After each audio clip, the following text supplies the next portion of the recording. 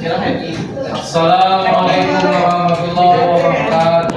Waalaikumsalam warahmatullahi wabarakatuh. Alhamdulillah.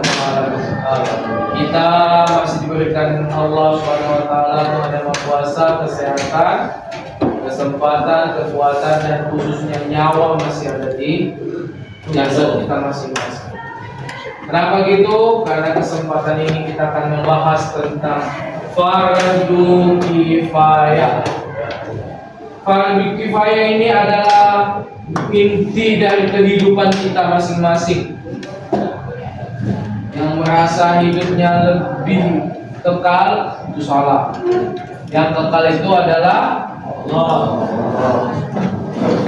Nah, perhatikan. Dalam kesempatan ini saya akan memberikan wejangan sedikit tentang fardu kifayah. Fardu kifayah ini terbagi pada 4. Yang pertama memandikan, kafani, dan ini urutannya harus sesuai nomor 1, setelah nomor 1 nomor 2, setelah nomor 2 nomor 3, kemudian nomor 4. Tidak boleh doang menguburkan, nggak boleh ditanam jadi korek lagi, nggak bisa. Doang aku memandikan, menyolatkan baru dimandikan atau kapan nggak boleh. Jadi harus sesuai urutannya. Memandikan, mengkafani, menyolatkan, dan menguburkan. Nah, jadi sebelum dia dimandikan, kain kafannya dibeli, dibelanjakan. Di toko bunga biasanya itu ada. Perlengkapan jenazah biasanya itu paket, betul. Paket sekarang ada jenis-jenisnya. Paket al-khairat, ada paket al-khairat, ada paket al-mubarak. Paket itu perlengkapan jenazah, ada al-khairat, ada al-mubarak. Nah, di dalam ini paket ini sudah zaman now, 3 tahun kebelakangan. Kalau dulu masa kami dulu memfardu kifayah jenazah, belanjanya itu memakai ke toko bunga.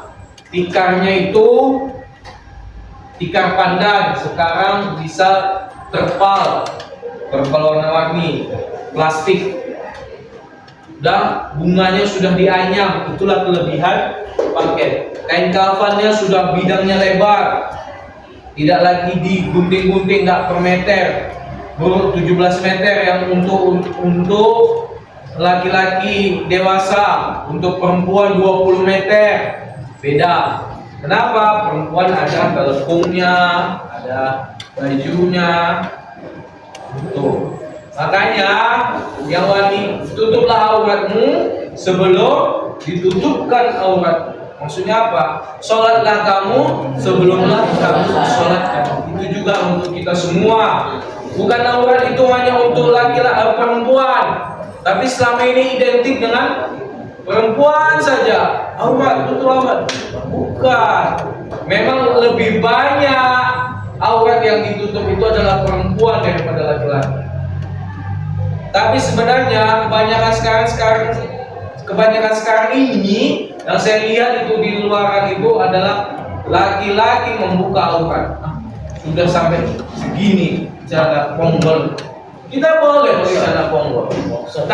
Boxer boleh, tapi di dalam lingkungan. Kalau sudah keluar, silakanlah pakai celana yang menutup pusar untuk laki-laki, pusar sampai lutut. Yang wajarnya begitu. Kalau laki-laki sudah menutup aurat, udah pakai celana panjang, berarti dia sudah menutup aurat. Walaupun dia pakai singlet. Masya Allah. Dia sudah menutup. Kenapa? Aurat laki-laki itu adalah pusar, dan lebih sopan pakai baju. Kalau perempuan sekarang udah tren, saya lihat perempuan udah merokok, Oh gini Pak. Pakai kereta, astagfirullahaladzim. Orangnya cantik, berhijab. Pada lagi saya nampak perempuan pakai singlet, tank top udah berkali di bawah singlet lebar, nampak bahunya. Makanya balik wanita itu semuanya aurat. Kenapa? Semuanya kita selera lihatnya. Makanya kecuali muka dan tangan. Dari tangan selera katanya Pak. Iya, makanya bahaya kadang perempuan dibungkusnya lah, ditutupnya lah tangannya supaya jangan mengundang syahwat. Inilah dia jenis dari paket untuk fardu kifayah. Baju terakhir. Nah, kalau ada baju kalian banyak-banyak di rumah pakai. Nanti itu dihisab, ditanya, adanya kau pakai baju putus sama yang waktu hidup di dunia? Lutfi baju jilbabmu ini. Jangan hanya dipajang, nanti itu ditanya. Kalau nggak mau lagi, sedekahkan, kasih sama orang. Nanti ganti lagi itu yang baru. Udah beli baju, yang lama itu dikeluarkan, jangan lagi disimpan. Itulah dia. Kenapa? Itu juga nanti ditanya. Oke, itu mukadimah tentang fardu kifayah. Ini penting. Kalau bisa setelah ini mudah-mudahan ada dikasih kesempatan praktek cara memandikan, cara mengkafani, cara menyolatkan, cara mengubur. Ini khusus yang laki-laki. Saya anjurkan perhatikan baik-baik cara menyolatkan jenazah. Kalau bisa nanti kalian jadi imam sholat jenazah dari kedua orang tua, keluarga khususnya, kedua orang tua kita, adik kita, atau siapalah. Binomat kita bisa mengangkatkan tangan, Allahu Akbar, Allah. Tapi makmumnya banyak belakang. Memang tak ada hukum. Jadi adalah orang komat Pak, ini saya mau jadi imam sholat jenazah nih. Komat Pak, komatnya itu apa? Allahu Akbar, Allahu Akbar, sholat. Ih, petak kali lah kalau itu. Langsung disanggah bapak yang sebelah. As-sholatu jamiyah. Untung makmumnya yang menyolatkan itu sedikit. Kalau tadi banyak, peta-peta kotak-kotak wajah. Jadi dikerenkan. Ya, komat jenazah itu beda dengan komat musola. Komat jenazah, perhatikan. As-sholatu jamiyah, as-sholatu jamiyah, as-sholatu ala hadzal. Kalau dia laki-laki, mayyit rahimakumullah, itu komat lagi, komat sholat jenazah. Makanya kalau sholat fardu itu nggak boleh lagi as-sholatu jamiyah rahimakumullah, itu komatnya mau sholat jenazah. Kalau kita mau sholat fardu, rapat dasar, luruskan rahimakumullah, cukup itu. So, saf, kenapa? Di belakang terus rapat safnya, tak boleh enggak. Tapi itu alergi kadang kita terlalu rapat dengan saudara kita sesama laki-laki. Alergi dia sama apa? Nah, itu komat jenazah. Kalau perempuan, as-sholatu jamiyah sekali. As-sholatu jamiyah, as-sholatu ala hadhil mayyitati. Hadir. Kalau hadir itu laki-laki, hadirah itu perempuan. Rahimahumullah. Saya as-sholatu jawabnya apa? Biasanya orang menjawab as-sholatu la ilaha illallah. Sebenarnya bukan itu yang dijawab. Jawabannya la haula wala quwwata illa billahil aliyyil azim. Biarlah orang mengucap as-sholatu la ilaha illallah. Tapi kalau kita bersama usahakan la haula wala quwwata illa billahil aliyyil azim.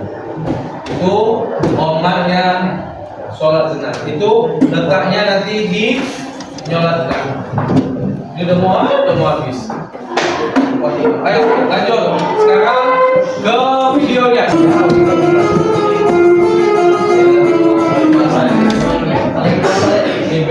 Cara memandikan jenazah laki-laki. Assalamualaikum warahmatullahi wabarakatuh. Kewajiban orang yang masih hidup terhadap orang muslim yang meninggal dunia. Satu, memandikan. Ini dia memakai. Dan empat, Memakai hukum keempat hal tersebut tempat tidur fardu kifayah. atau waspa untuk memandikannya. Tapi kebanyakan orang itu memandikan memakai di panggung 5 orang atau 4 orang. Memandikan jenazah adalah fardu kifayah yang pertama Dan harus ditutup sekelilingnya. Jangan ada nama auratnya. Syahid di dalam peperangan, semua umat muslim yang meninggal harus dimandikan. Sahabat muslim hafizahullah, Jadi yang misalnya adalah memandikan jenazah laki-laki yang belum laki-laki yang Kalau tidak susahnya dimasukkan ke dalam tong mandi supaya apa? Wangi dan semak-semak goib jangan ada mengikuti kita. Dan dia sudah meninggal. laki-laki lain, empat perempuan yang mempunyai hubungan mahram dengan jenazah. Bagi laki-laki yang memiliki istri, maka yang paling berhak memandikannya adalah sebagai berikut. Satu, laki-laki yang mempunyai hubungan mahram dengan jenazah. Dua, laki-laki yang mempunyai hubungan kerabat yang tidak mahram. Tiga, istri. Empat, laki-laki lain. Lima, apabila tidak ada laki-laki sama sekali, maka yang berhak memandikan adalah perempuan yang mempunyai hubungan mahram dengan jenazah. Sahabat muslim hafizahullah, para ulama berpendapat ada dua cara yang bisa dilakukan dalam memandikan jenazah, yaitu cara minimal dan cara paling sempurna. Syekh Salim bin Sumaid Al-Hadri dalam kitab Safinahul Rajah menyatakan bahwa standar minimal dalam memandikan mayat adalah dengan meratakan air ke seluruh anggota tubuhnya. Dr. Mustafa Al-Khin dalam kitab Al-Fiqhul Manhaj menjelaskan cara memandikan mayat secara ringkas, yaitu pertama, menghilangkan najis yang ada di tubuh mayat. Kedua, menyiramkan air secara merata ke tubuhnya. Apabila cara memandikan dilakukan dengan baik, maka mayat bisa dikatakan telah dimandikan. Kewajiban orang yang hidup Masih hidup nggak boleh dikemois. Itu masing-masing. berikut ini hal yang perlu dipersiapkan dalam memandikan jenazah. Satu, siapkan tempat untuk memandikan jenazah seperti kamar mandi rumah, kamar mandi jenazah, atau tempat mandi khusus untuk memandikan jenazah tertentu. Tempat yang akan dibuat untuk memandikan jenazah tertutup dan Inilah tugas kami yang memandikan. siapkan air, daun bidara, sabun, dan kampar atau bagus. Tiga, tutup jenazah dengan kain tipis semacam jari atau sejenisnya. Hindari menggunakan kain putih karena ketika dimandikan, Allah atau kulit jenazah tempat menjadi tampak transparan. Empat, tebarkan parfum atau wewangian di sekeliling tempat pemandian. Lima, tutup wajah jenazah selama memandikan, kecuali jenazah yang dimandikan adalah orang yang meninggal dalam keadaan masih berihram, maka menutup wajahnya tidak diperbolehkan.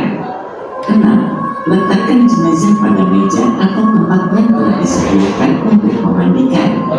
Apabila ada tempat khusus untuk memandikan, sebagai Ini yang dialami kawan jenazah kita boleh untuk dibantu mengangkatkan oleh orang bahasa yang Inggris. memandikan.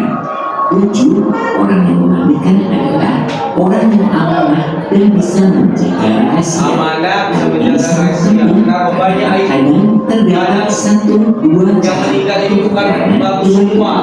Kadang dia ada sakit, tidak bocor. dia ada Yang kecelakaan, memandikan adalah bisa orang jadi dia yang bisa mengeluarkan isi tersebut. Delapan, tubuhnya. selain orang yang berkepentingan untuk memandikan dilarang masuk area pemandian. Hal-hal yang harus dilakukan sebelum memandikan jenazah. Satu, gunakan alat pelindung diri Ini saya ajar pakai penyebaran penyakit yang diderita oleh jenazah Kenapa yang meninggal itu dapat oleh keluarga maupun orang yang memandikan. 2. Bersihkan gigi dengan jari telunjuk kiri dan lubang hidungnya dengan jari kelingking. Nah, kalau bersihkan itu pakai kapas dan batu. 3. Bersihkan kotoran di bawah kukunya dengan benda yang benar. Kapas. Bersihkan kotoran pada perut jenazah dengan cara mayat diposisikan duduk agar condong ke belakang.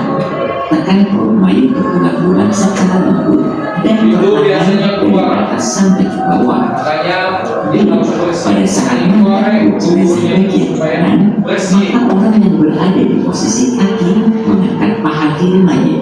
Begitu pula sebaliknya. Pada saat menekan perut jenazah Makanya bagian kiri, mayat itu maka bisa sendiri. mengangkat kaki kanan jenazah Campur. C. Apabila menyentuh awal jenazah, maka wajib menggunakan alas atau sarung tangan. Untuk selain aurat, hukum menggunakan alas adalah sunnah. 5. Bersihkan seluruh najis yang ada pada jenazah. 6. Bersihkan kemaluan dan dubur jenazah dengan tangan kiri dan wajib menggunakan sarung tangan atau kain tipis. 7. Wudhu jenazah sebagaimana wudhunya orang hidup. Pada saat membasuh muka, kepala jenazah agak dimiringkan supaya air tidak masuk ke dalam mulutnya. Berikut ini niat wudhu untuk jenazah. Saya niat mewudhui mayat ini. Sahabat muslim hafizahullah, setelah proses persiapan memandikan sudah selesai, berikutnya adalah proses memandikan jenazah. 1. Siram seluruh tubuh jenazah dengan air netral secara merata. 2. Sampo kepala dan rambut jenazah, kemudian disisir pelan-pelan agar tidak rontok. Kemudian bilas. Apabila terdapat rambut yang rontok, maka wajib diukur dan sunnah memasukkan rambut yang rontok ke dalam kain kafan bersama jenazah. 3. Siram seluruh tubuh jenazah dengan air yang telah dicampur dengan sabun. 4. Siram seluruh tubuh mayat dengan air bersih untuk menghilangkan sisa sabun dimulai dari sebelah kanan, kemudian mayat dimiringkan ke kiri untuk menyiram bagian punggung dari arah kanan. Setelah menyiram bagian kanan, jenazah dimiringkan ke kanan untuk Bilang mayat itu masih muda-muda itu. Saat mengirimkan jenazah ke kanan, Biasanya dua-dua 60 yang kemudian mayat. mengirimkan di atas Ini paten nih. Makanya begitu kalau pula ada sebaliknya, dari kalian yang bisa akan jadi bilang mengirimkan ke mayat. kiri, maka kaki kanan ditaruh di atas Kalau usah kaki bisa kiri itu ada ya. dulu, baru kemudian tubuhnya menyusul dimiringkan. 5. Menyiram jenazah dengan air yang telah dicampur dengan daun bidara. Nah, daun bidara bisa boleh atau juga daun maju sedikit jogul itu karut sahabat muslim kulitnya itu terjadi perbedaan taruh yang panas antara satu kemas tempat dengan yang supaya lain. wangi Namun aromanya supaya keluar. dalam memandikan Baru tambah air ini baru siram dan tiga hal berikut, yaitu 1. Membersihkan, 2. Mewangikan, 3. Mengawetkan.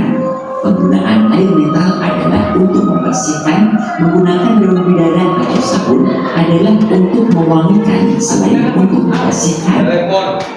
Dan sabun harus berfungsi untuk menjadikan tubuh Usahakan sabun telepon. Kalau sabunnya biasa itu sudah ada zat-zat. Jangan lagi yang pakai zat-zat. Usahakan. jenazah sehingga Allah selalu Kenapa sabun telepon itu sangat bersih, bersihkan kulit dan tidak. Wassalamualaikum warahmatullahi wabarakatuh. Oke, selesai tentang memandikan. Tata cara mengapani jenazah laki-laki. Assalamualaikum warahmatullahi wabarakatuh. Sahabat muslim hafizahullah, salah satu kewajiban pelajar untuk orang yang meninggal adalah mengapani. Mengapani jenazah laki-laki adalah membuka seluruh kain yang dapat menutup seluruh anggota badan dan menutup kepala jenazah apabila tidak sedang ihram. Berikut ini tata cara mengapani Ihram itu adalah orang yang sedang mengerjakan ibadah haji atau umroh. Dia berpakaian seperti handuk. Apabila menggunakan kain Ihram, tengok nanti ihram itu seperti apa. 2. Hukum mengapani jenazah. Jadi kalau orang yang sedang mengerjakan haji atau umroh, makanya saya pernah lihat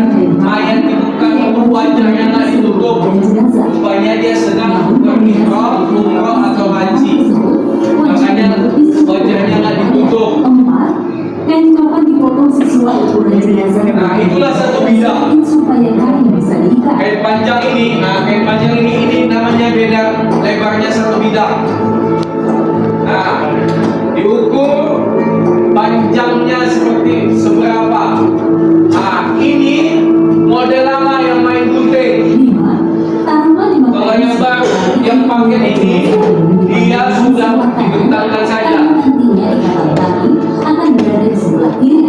Jumlah ikatan ini tidak ada ketentuan khusus, bisa disesuaikan dengan kebutuhan. Tujuan ikatan pada kain kapan adalah Ini saya nggak pernah melihat seperti ini. Dia diambil dari sisi kain panjang, kain kafan sisi ini. Kayaknya ini gunting. Kalau model lama ya, ini digunting, ini goyahkan, goyah terus sampai 15 meter. Goyah, goyah, goyah. Itulah gunanya tali. Makanya tidak ada menyambungkan, tidak ada sambungan dia. Makanya dia cukup. Kalau gemuk, panjang lebar. Inilah nak kain baju kita terakhir. 7. Setelah Kasih kain wangi-wangi. kafan dilentangkan, berilah wangian pada kain kafan tersebut. 8. Letakkan jenazah di atas kain kafan yang sudah tertata rapi dengan hati-hati sehingga aura jenazah tidak terlihat. 9. Nah, Kedua ibu jari kaki ini tidak ada lagi. Sebelumnya, Sebenarnya tidak boleh lagi ikat-ikat mayat. Posisi tangan kanan di atas tangan kiri. Menyedekapkan tangan ini hukumnya adalah tidak wajib. Menurut Syafi'iyah, boleh diluruskan kedua tangan di samping kanan dan kiri jenazah. 10. Tutuplah setiap lubang tubuh jenazah dengan kapas, termasuk lubang kemaluan depan dan belakang tanpa melihat auratnya. 11. Lipatlah kain kafan lapisan pertama dan Ini kedua lapisan dengan pertama. rapi. Lapisan kedua. Lapisan kedua. Lapisan ketiga. Nah, cukup disambung seperti ini, nah, dililitkan. Jadi nggak perlu lagi diikat ujung jarinya. 12. Ambil kain yang menutupi aurat jenazah sebelum melipat kain yang terakhir. Nah, ini repot pengerjaan. Nah, menyakiti mayit itu lagi kain seperti itu.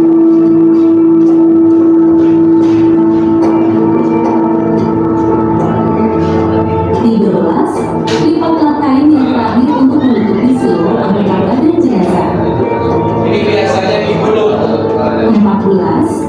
Apabila jenazah dalam keadaan tikram, maka bagian kepalanya tidak boleh ditutup. Bukan di ujung. 15. Ikatlah tali jenazah dengan ikatan yang mudah dilepas dengan menempatkan ikatannya berada di sebelah kiri untuk memudahkan seseorang melepasnya. Jadi kalau dia dimiringkan di sebelah kanan dia lakukan. 16. Makruh memakaikan baju dan menutup kepala jenazah dengan menggunakan semacam surat. Sahabat muslim hafizahullah, demikianlah tata cara menghafal jenazah laki-laki. Semoga Allah memberkati kita dalam menjalankan setiap ibadah. Amin. Wallahu Tata a'lam. cara Wassalamualaikum ibadah yang kedua warahmatullahi wabarakatuh. untuk yang sudah meninggal. Kasih Allah. Relatif fardu kifayah. Apabila di satu daerah sudah ada yang melaksanakan Posisi imam laki-laki di mana? Jenazah laki-laki posisi imamnya di mana? Salat jenazah. 1. Memposisikan kepala jenazah di sebelah kiri imam apabila jenazah laki-laki, dan meletakkan kepala jenazah di sebelah kanan imam apabila jenazah perempuan atau unta berkelamin dua. Imam Bujaironi dan Hasyiatul Bujaironi al-Khatib mengutip keterangan dari Syekh Ali Shibron Nabisi menjelaskan bahwa kepala mayat laki-laki diletakkan di sebelah kiri imam, apalagi di sebelah kanan imam, berbeda dengan pemahaman orang saat ini. Adapun mayat perempuan dan unta, orang yang berkelamin ganda, maka imam berdiri di sisi pantatnya, sedangkan kepalanya ada di sebelah kanan imam, sebagaimana pemahaman orang saat ini. Artinya, bagi orang Indonesia yang kiblatnya cenderung condong ke arah barat, saat mensolati mayat laki-laki, kepala mayatnya diletakkan di sebelah selatan. Sedangkan saat mensolati mayat perempuan dan unta, kepala mayatnya diletakkan di sebelah utara. Ini berbeda dengan kebiasaan yang umum dilakukan di masyarakat yang mensolati mayat baik laki-laki maupun perempuan dengan meletakkan kepala mayatnya di arah utara atau sebelah kebiasaan di masyarakat tersebut tidaklah menjadi masalah dan bukan sesuatu yang dilarang. Pemahaman ini bisa kita ambil dari penjelasan Jerome di atas yang mengikuti adanya kebiasaan masyarakat yang berbeda dengan yang semestinya, namun belum tidak menyatakan kelarangannya. 2. Disunahkan posisi imam berdiri di sisi kepala mayit apabila jenazah laki-laki, sedangkan ketika mensolati jenazah perempuan disunahkan posisi imam berdiri di atas mayit. Jenazah laki-laki ini Juga mensolati jenazah seorang diri tidak berjamaah, sedangkan bagi makmum berdiri di belakang imam sebagaimana layaknya sholat jemaah pada umumnya. tidak ada hukum, tidak ada sujud untuk sholat jenazah. Menurut Syekh Muhammad Nawawi Al-Ghazali dalam kitabnya Tausyih ala Ibnu Qasim. 1. Niat. Niat berada di dalam hati dan harus bersamaan dengan pelaksanaan takbiratul ihram sebagaimana niat pada sholat waktu, berikutnya perincian niat sholat jenazah. Ya, apa niatnya? Sholat jenazah laki-laki secara sendirian, maka niatnya sebagai berikut. Usolli ala hadzal mayyit arba'a takbirat fardhu kifayatin lillahi ta'ala. Artinya, aku yang sholat jenazah laki-laki ini dengan 4 takbir fardhu kifayah karena Allah Ta'ala. 2. Apabila sholat jenazah perempuan secara sendirian, maka niatnya seperti berikut. Usolli ala hadhil mayyitati arba'a takbiratin fardhu kifayatin lillahi ta'ala.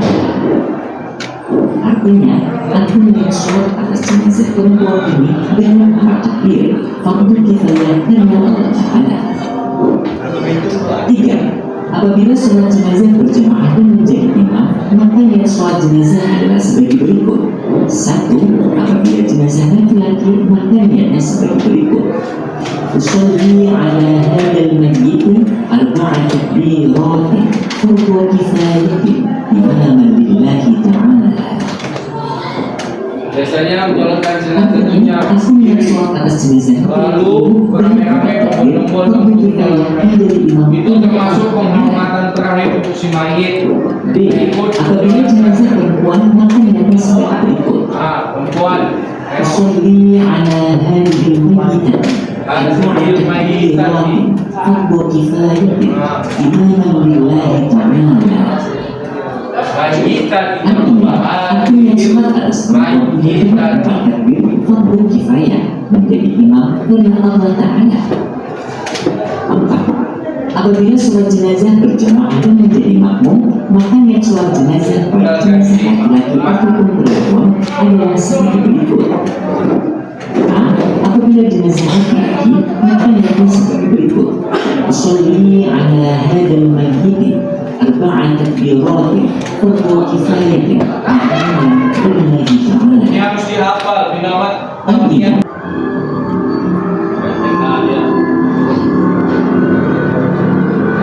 Sahabat muslim rahimakumullah, demikianlah tata cara mengurus jenazah. Semoga Allah meridhoi kita dalam menjalankan setiap ibadah. Amin. Wallahu a'lam. Wassalamualaikum warahmatullahi wabarakatuh. Selesai, terima kasih atas perhatiannya, presentasinya juga dan segalanya. Ucapkan terima kasih dan mohon maaf bila ada kesalahan Bapak, kekurangan Bapak. Dan saya sekali lagi mengucapkan terima kasih untuk semuanya. Mudah-mudahan Bapak menolong Bapak. Sepertinya nilai taufiq wal hidayah. Wassalamualaikum warahmatullahi wabarakatuh. Waalaikumsalam warahmatullahi wabarakatuh.